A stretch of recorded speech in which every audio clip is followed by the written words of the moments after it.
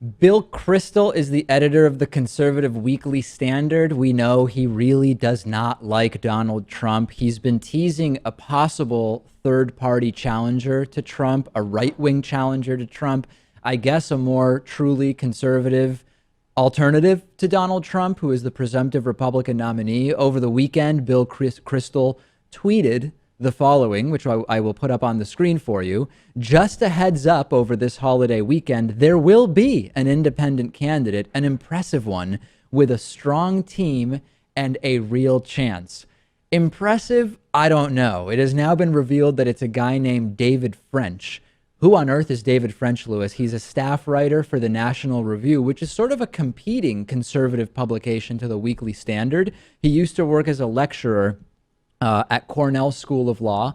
He was senior counsel for the American Center for Law and Justice, as well as the Alliance Defending Freedom. So if nothing else, he does have credentials at the Alliance Defending Freedom, which is an absolutely horrific organization.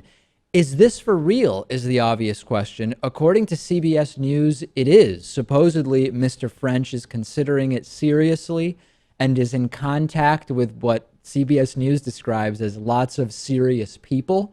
Trump responded by calling Bill Kristol a loser. And I know that sounds like a joke. Yeah, right. Trump just said Bill Kristol's a loser. No, he actually said it at multiple campaign appearances that this all comes down to Bill Kristol being a loser, and added that if dummy Bill Kristol actually does get a spoiler to run as an independent, say goodbye to the Supreme Court. Trump may well be right about that.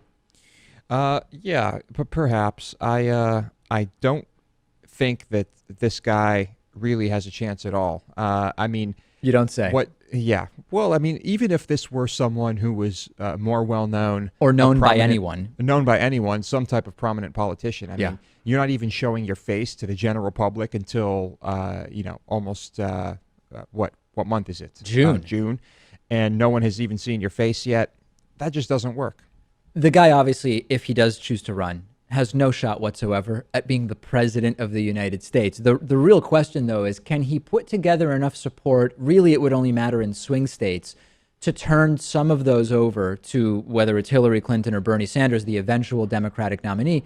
And we don't even have any data to tell us about that yet. This is an unknown guy with no public persona to speak of, no Wikipedia page as of a couple days ago when his name was first floated. He's potentially going to be running against Donald Trump and Hillary Clinton, who are very, very much disliked, but they're very, very well known. And it is so hard to imagine this guy getting any traction.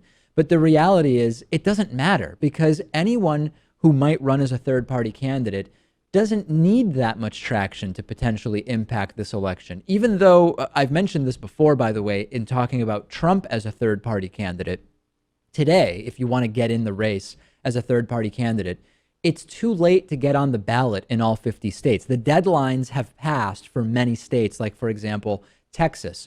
But as long as you can get on the ballot in some swing states, you can make a difference. If you look at a state like Ohio, where I know Trump and Hillary, who knows what would happen, but traditionally it's very close in Ohio. If Gary Johnson, the libertarian, can get 1% to 2%, and David French or whoever ultimately runs, if anybody, directed by Bill Kristol, can get 1% to 2%, that 2% to 4% combined could actually flip Ohio and put it more safely in the hands of the Democratic nominee. Turn my mic on, maybe. Microphone, good.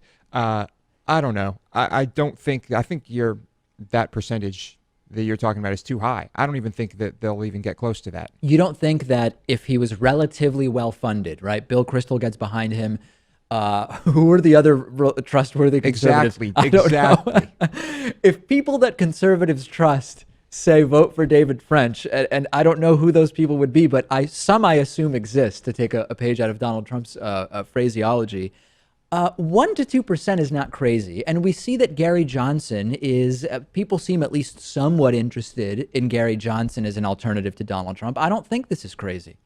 Well, I don't know. I just don't see it. As far as third-party candidates go, it's been a long time since we've had one that's capable of making an impact. And anytime a failed Republican or Democratic candidate that runs as a third party is usually the one who's going to have a chance of making an impact. I just don't see it. All bets are off, though. I mean, our normal assessments of how any particular factor could influence the election are way off. I was watching CNN earlier today, and they had a roundtable of 5 or 6 political people. They had a Republican former Giuliani advisor who was clearly just against Trump. They had another Republican advisor who said he would actually trust Hillary Clinton over Donald Trump on foreign policy because, as he said, she's like a reliable sort of hawkish moderate, which is a whole other story we've been discussing. I think all bets are off here. We don't really know how this could all turn up. No, but we're making our guesses. My guess is that this guy will have zero impact.